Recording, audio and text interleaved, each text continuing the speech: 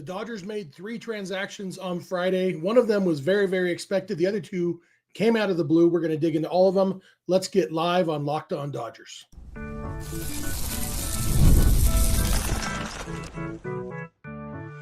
You are Locked On Dodgers, your daily Los Angeles Dodgers podcast. Part of the Locked On Podcast Network, your team every day.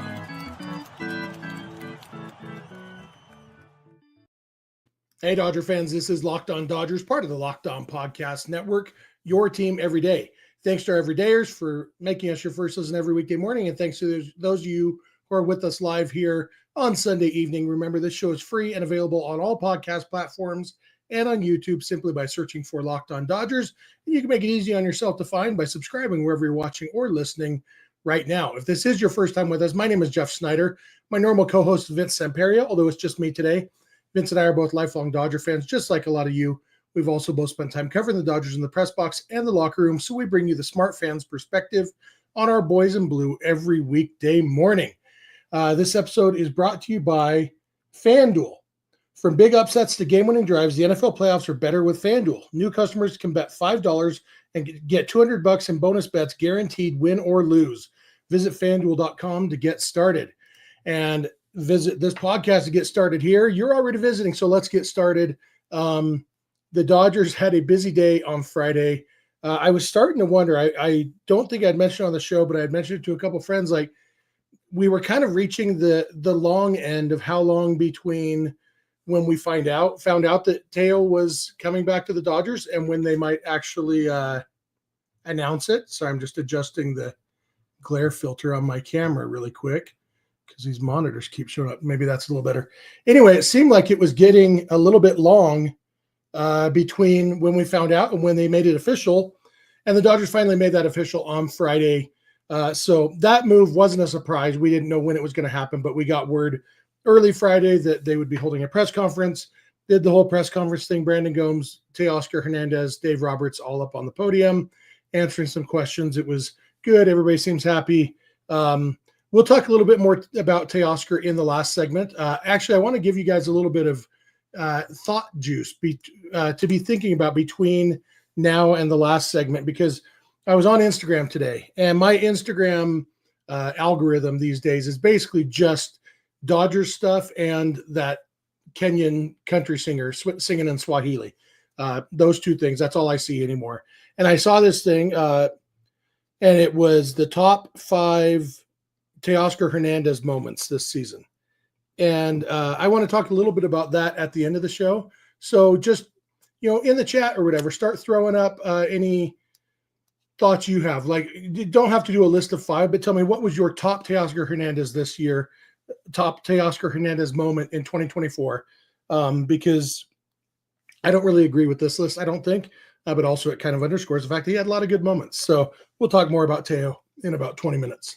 But the first bit of really surprising news was that the Dodgers signed Korean infielder Hesong Kim, who is a different player than Korean infielder Hesong Kim. They used to be teammates with the Kaiwoom Heroes in the KBO. They play the same positions, but they are different players. Both are free agents or were free agents. Hesong Kim still is.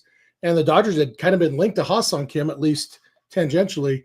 I hadn't heard them linked to Hesong Kim until Friday morning. And then suddenly, boom, it was a done deal. And that was it was a surprise. And so, a lot of this episode is going to tie together, because in the next segment, we're going to talk about the corresponding move, which was the Dodgers DFAing Diego Cartaya. And in the third segment, before we get back to more Teo talk, we're going to talk about Gavin Lux trade rumors and the news that the Dodgers were signing an infielder, a left-handed hitting second baseman, immediately sent people to, Gavin Lux is done for. And, Gavin Lux may be done for as a Dodger. I don't know for sure. And like I said, we'll dig more into that in the third segment. But if he is, I think it's probably not because of Hesong Kim. He is, just looking at his stats in Korea, Kim was basically my buddy Jeff Spiegel. A lot of you probably watched Jeff Spiegel. He put it a good way on Twitter that I saw, comparing Hesong Kim to both Hye-Seong Kim and Jung-Hoo Lee, the last two players to come over from the KBO. Both of those guys were significantly better hitters than Hesong Kim, and both of them struggled mightily their first year in the big leagues. And so, yeah, you look at Hesong Kim's batting average. He has a career 304 batting average in Korea, 335 and 326 the last 2 years. Doesn't strike out a ton. His strikeout rate is only, last year, 62 strikeouts in 567 plate appearances. So that's what, 11, 12%, something like that. Well above league average. But the thing to remember is that the KBO is just much easier to hit in. Like pitchers there on average throw 89, 90 miles an hour. And in the big leagues, it's 93, 94 miles an hour. It's a big difference. Doesn't mean that he can't make the adjustment. Doesn't mean he won't make the adjustment, but we just don't know. And so I don't think the Dodgers signed Hesong Kim with the idea of him being a starter for them in 2025.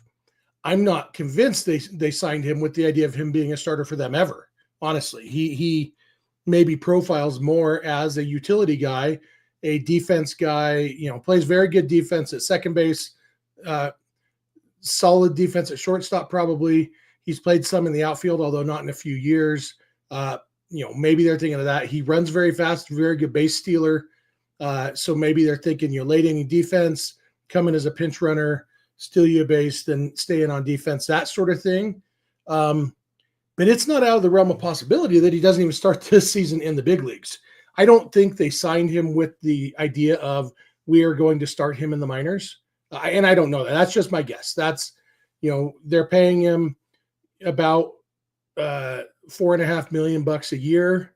And, maybe they are planning on starting him in the minors. I don't think that's the plan, but it's definitely a possibility. And the news came down on Friday. Somebody reported that there's a clause in the contract that Kim can't refuse being optioned to the minors. I suspect it's actually the opposite, that there's not a clause that he can. I assume not being able to refuse an option to the minors is the default. And if you are going to be allowed to refuse it, that has to be added into the contract. Either way, Kim will come in. He'll have 3 option years available. He can't decline being optioned. And so, I think it's really the price was right. This guy is cheap and he has some tools. We know Dave Roberts liked him when they played against him last March. They like his tools. And whether that is he comes into spring training and shows that he deserves a spot on the big league roster or he starts in Oklahoma City, we don't know. But I would be shocked if they signed him with the idea of he is now going to be our starting second baseman. I just don't think he is that type of player. I don't know if he will ever be a starting second baseman in the big leagues, at least for a team that plans to win the World Series. He has tools for sure. Very good defense. Very, very good defense. We'll see how good a hitter he is. I don't think he'll be a terrible hitter. He has no power, even in Korea, where it's a lot easier to hit home runs. Like his career slugging percentage is 403. His career high in home runs is 11. Like he's not going to hit even 10 home runs. Gavin Lux has a ton more power. And even the interesting thing when people say, well, this means it for Lux. If the Dodgers believe that the Gavin Lux of the second half of last season is the real Lux, the one they can expect in 2025, Gavin Lux had an 899 OPS after the All-Star break last year. Hesong Kim had an 841 OPS last year in Korea, where it's easier to hit.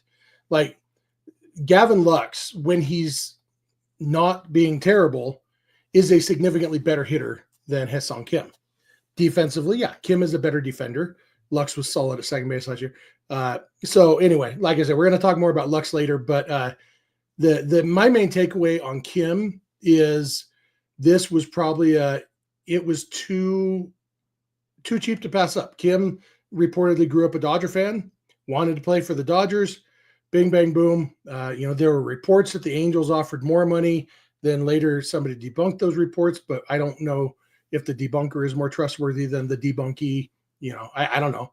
But either way, the Dodgers got Hesong Kim for a very reasonable price, and it remains to be seen what his role will be, but it probably won't be starting second baseman. That's my thoughts on Hesong Kim. I'm going to come back in a minute. I'm going to talk about the corresponding move, which I said was the Dodgers DFAing Diego Cartaya, formerly their top prospect, formerly one of the top prospects in baseball, designating him for assignment. Very, very interesting stuff.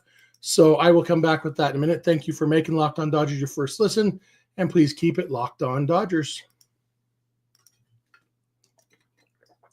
This episode is brought to you by FanDuel. From big upsets to game-winning drives, the NFL playoffs are better with FanDuel because right now, new customers can bet $5 and get $200 in bonus bets guaranteed. That's $200 in bonus bets, win or lose. The FanDuel app gives you everything you need for live bets, same-game parlays, and so much more. Previously, when we read an ad for FanDuel, they were doing $250 or $150 in bonus bets if you won your first $5 bet. This one is $200 in bonus bets just for placing a $5 bet. You don't even have to win the bet. So, just follow your heart. If you think the Steelers are going to upset the Ravens on Saturday, even though the Ravens are minus 480 favorites, put your $5 on the Steelers. Who cares? Because either way, win or lose, get your $200 in bonus bets. And then you can start looking at some fun stuff like how many home runs will Cody Bellinger hit in 2025? The over-under is 23.5. Or how many games will the Dodgers win in 2025? The over-under right now is 103.5. Lots of stuff you can do with that $200 in bonus bets. Just visit FanDuel.com to join today and get started with $200 in bonus bets. That's FanDuel.com. Make this playoff season unforgettable with FanDuel, an official sportsbook partner of the NFL.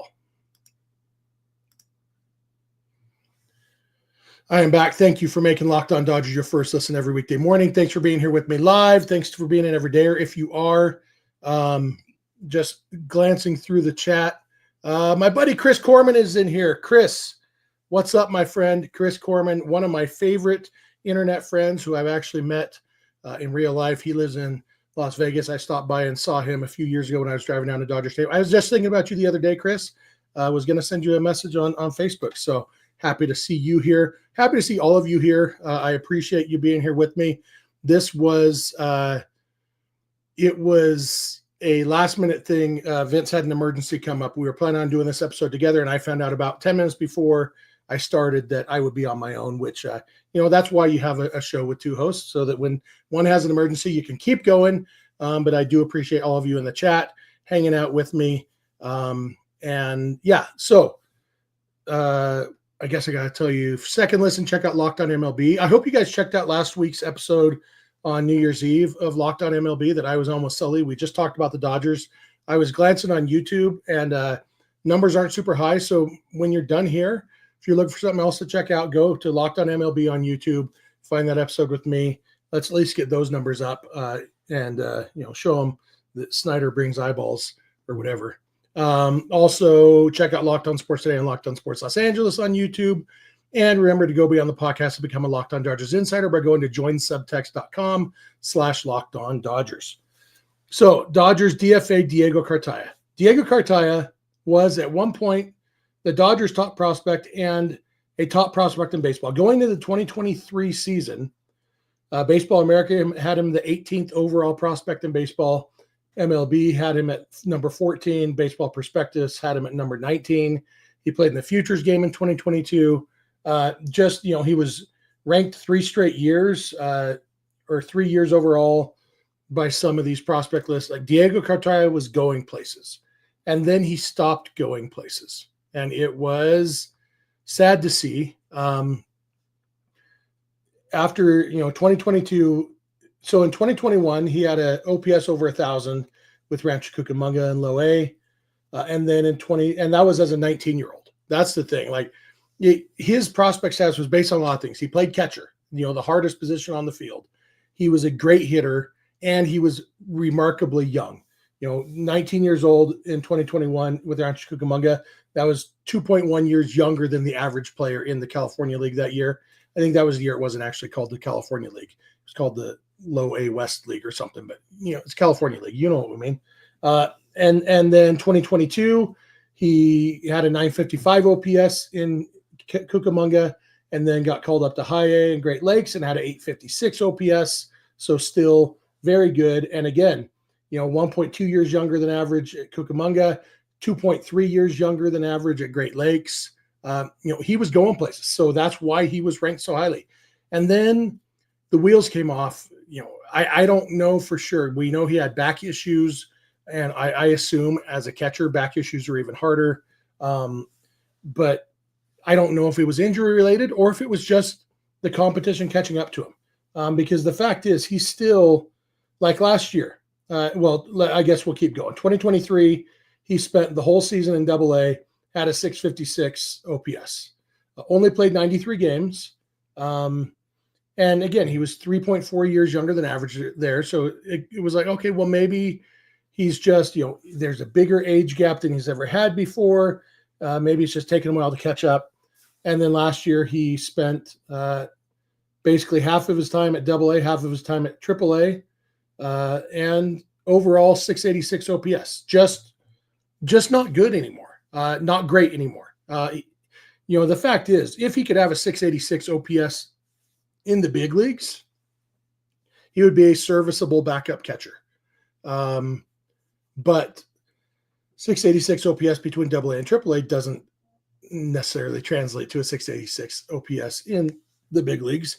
I don't think Diego Cartaya is done for. I don't think that he is a lost cause, but his prospect status is in the tank. And the problem is he's been on the Dodgers 40-man roster the last 2 years because they had to protect him from the Rule 5 draft back when he was a top prospect.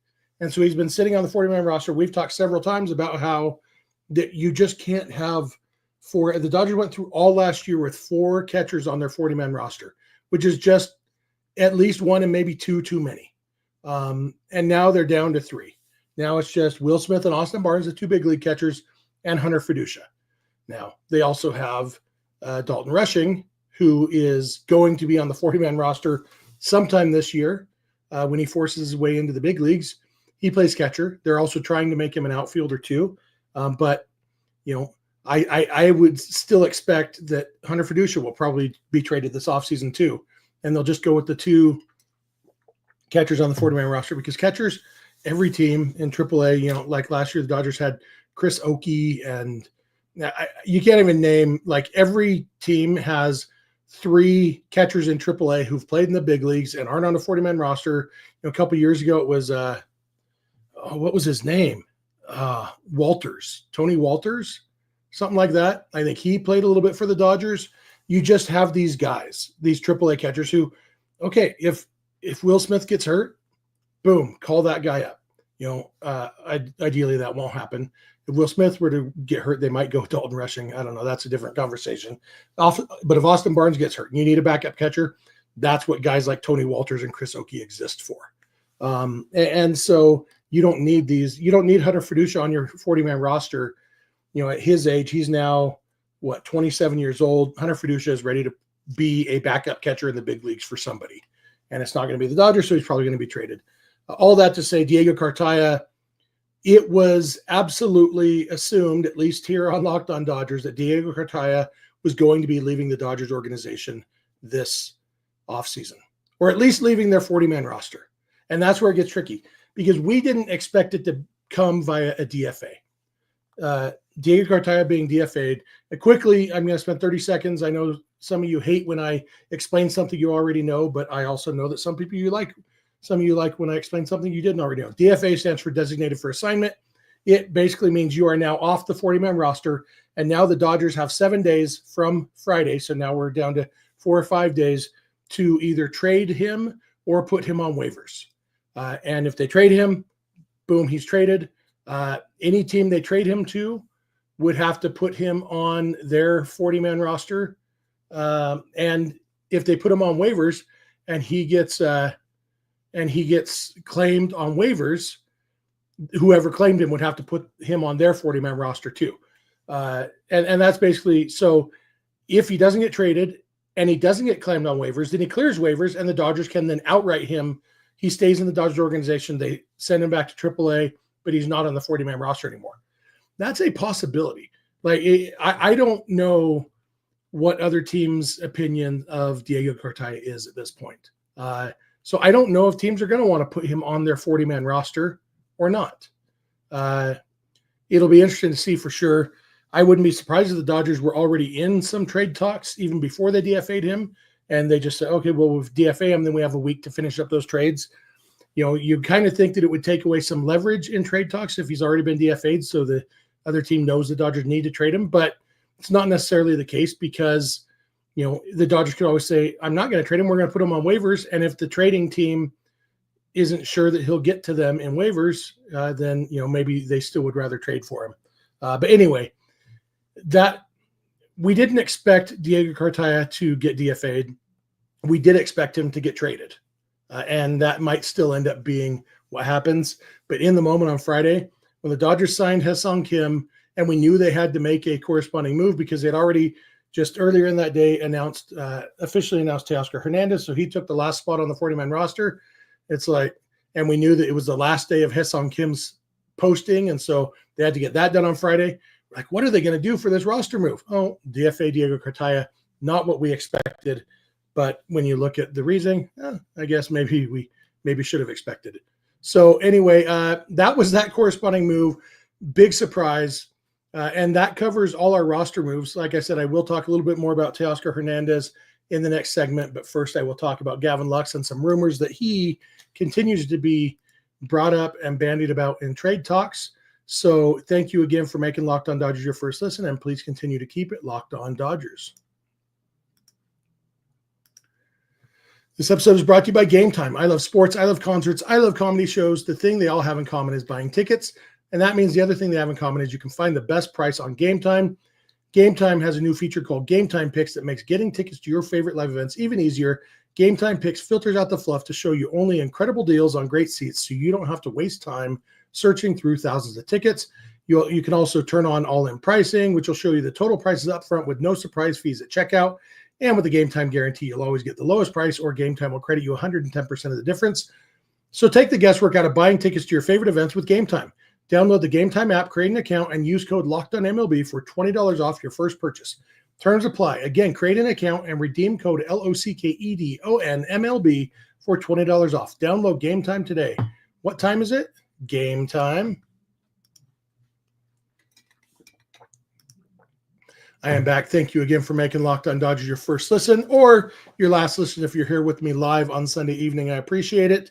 Enjoy talking Dodgers with you guys all the time.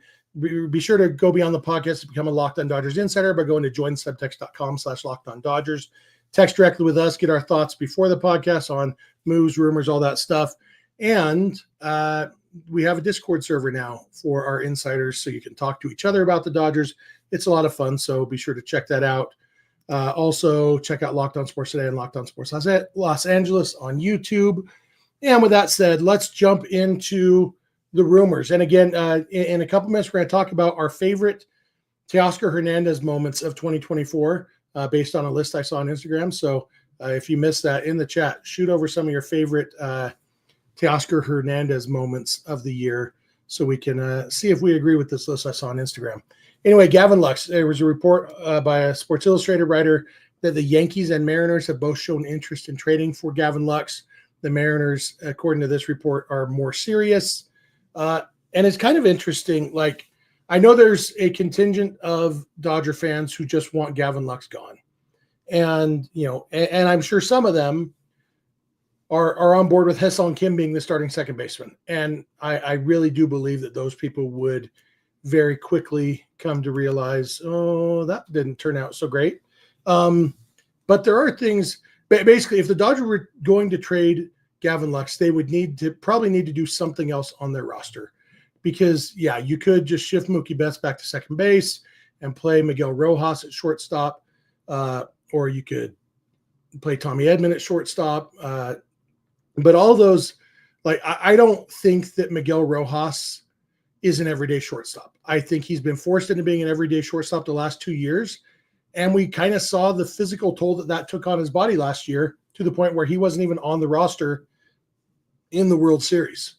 I don't think it's anybody's ideal plan for Teoscar Hernandez. Miguel Rojas to play 150 games next year. I just don't think so. And so they need a shortstop. Or if they leave Mookie Betts at shortstop, if they really are committed to that, then they need a second baseman. You've got Tommy Edman. Tommy Edman can play second base or shortstop, whichever one Mookie isn't playing. Then you need a center fielder. Are you going with Andy Pages every day? I don't know. I have a hard time seeing Pages at least starting the season as an everyday center fielder. Do you do a platoon of Pages and James Outman?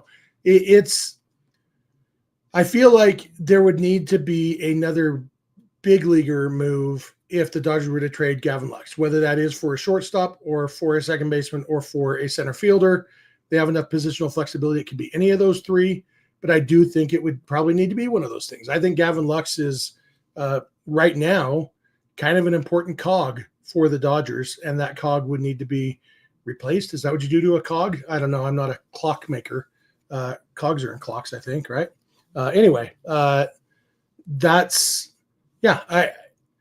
I'm not saying the Dodgers aren't going to trade Gavin Lux. They very well might, but I do think that if they did, his replacement probably isn't currently in the organization right now, whether that's direct replacement at second base or at a different position. But I think it would lead to more. And maybe you could say Kike Hernandez is going to be everyday second baseman.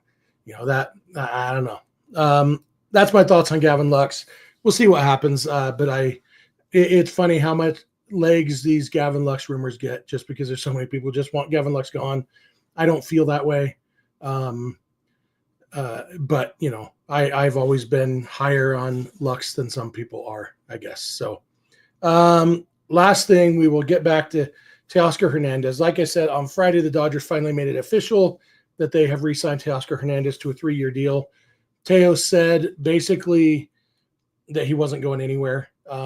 It was kind of hard to tell the way he worded it. I couldn't tell if he was saying that he had offers for $5 or $6 million more from other teams and he chose to come back to the Dodgers, or if he was saying, even if somebody else offered me $5 or $6 million more, I would have come back to the Dodgers. I'm not sure which one he was saying. Either way, the sentiment is the same. He was always coming back to the Dodgers. And that's what I said repeatedly, that it just made too much sense on both sides for it not to happen. And so it was always going to happen. And it seems like everybody on that podium at the press conference agreed that it was always going to happen. And then it happened, and we're all happy about that. So with that said, like I said at the beginning of the episode, I saw this list on Instagram because my Instagram feed is now entirely Dodgers and that Swahili country singer. But it was top 5 moments of the 2024 season for Teoscar Hernandez. And I'm just going to scroll through this chat where I know some of you says, so EB says the grand slam at the top of the 9th against the Rockies. Teo's was only actually a 3-run homer. Hayward hit the grand slam to make it 9-8, and then Teo hit the 3-run homer to make it 11-9. But yeah, that one was huge. That one was the number 5 on this list I saw on Instagram. Elisheva says the grand slam against the Padres at NLDS. That one is number 3. And honestly, for me, that's one that might not make my list, even though it was awesome at the time, but the Dodgers lost that game. And I feel like I'm, if you remember the episode I did on October 25th, that night after Freddie Freeman's grand slam in Game 1 of the World Series, and we were talking in the moment about how does this compare to Kirk Gibson's home run. And I said then something along the lines of, I won't know until we see what happens the rest of the series, because Kirk Gibson's led to a World Series win. And then once Freddie Freeman's did lead to a World Series win, I'm comfortable saying I think Freddie Freeman's grand slam has passed Kirk Gibson's home run, for me at least. And so that the flip side of that is Teoscar's grand slam against the Padres, like, okay, but the Dodgers lost that game. So I don't know if it would make my top 5. That doesn't mean that anybody's wrong. That's the fun thing about this. Jordan Wilson says the walk-off win against the Pirates. And that was the one that off David Bednar, the Dodgers started the inning. It was the 10th inning, I believe. They were down by a run. Extra innings, Kike Hernandez led off with the double to tie the game. And then eventually Teo got a base hit to right field to win that game. Yeah, for me, this list I'm looking at on Instagram doesn't have either of the 2 walk-off hits that Teo had. They were both singles. I get that, and he had home runs, but I feel like a walk-off hit is a big deal. And I just the other day on Saturday, I was like, how do I want to start my day? I'm going to watch all 8 Dodgers walk-off wins. So I watched the entire bottom of the inning, the walk-off inning for all 8 Dodgers walk-offs this year. That was a lot of fun. Ivy Stroken says teaching Shohei and Yamamoto Spanish was his favorite moment. Game tying double in Game 5 of the World Series, obviously a huge one. That one was, and that one's only number 4 on this list. I was looking at, I'm like, that one was the deciding game of the World Series. I know it's not a home run, but that is big. Scrolling through, don't want to miss any. History man 0828 also has his hit off the Yankees in that 5th inning. There are, I may have missed a couple, but those are some of them that come to mind. Here's what this list says: has the homer against the Rockies, number 5, the double against the Yankees in Game 5, number 4, NLDS Grand Slam at number 3, his home run derby win, number 2, and his speech at the parade, number 1. And for me, like, I would drop both of those 1 and 2. They wouldn't make my top 5. Give me his home run off Yu Darvish in Game 5 of the NLDS. I'll take that over his Grand Slam because that one locked it in. I'll take that. I'll take, he also had a walk-off hit. It was the bang, bang, bang game where the Dodgers, they were down by a run, 2 outs, nobody on in the bottom of the 9th inning. And then boom, Will Smith double, boom, Freddie Freeman double, boom, Teoscar Hernandez single, game over, Dodgers win. That was a fun one. Joe Davis had a good call. There were so many good moments for Teoscar Hernandez that, for me, the home run derby was fun, but it didn't it was fun. It doesn't make my list. And the parade speech was awesome. Didn't even happen during the season, so it doesn't make my list. I want baseball moments. But those are my thoughts on that. And, I thought you guys would enjoy reminiscing a little about Teoscar now that he is officially back with the Dodgers. That's going to do it for me for tonight.